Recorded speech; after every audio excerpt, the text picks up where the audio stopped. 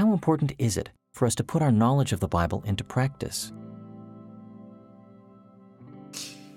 Con relación al conocimiento y a la práctica de la palabra, Regarding the knowledge and practice of the Word of God, we have to remember that if we know the Word and we do not put it into practice, we are disobeying the Word, and it is actually useless to us.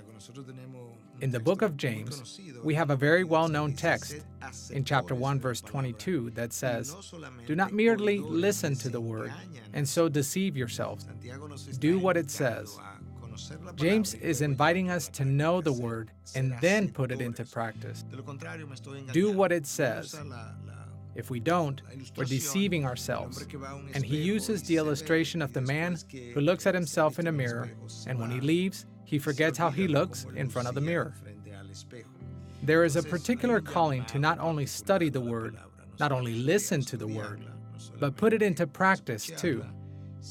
When this doesn't happen, and frequently it doesn't happen, we are in disobedience.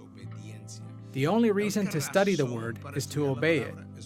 If we aren't going to obey it, then don't study it. In fact, we'll be in a worse place if we study it and we don't obey it than when we only have the knowledge. We have to study it and then put into practice what we've learned. And then the Word will literally rule over us. It's not an option that we have. It's a mandate to be doers, or someone who practices the Word. If we don't, we'll live in disobedience.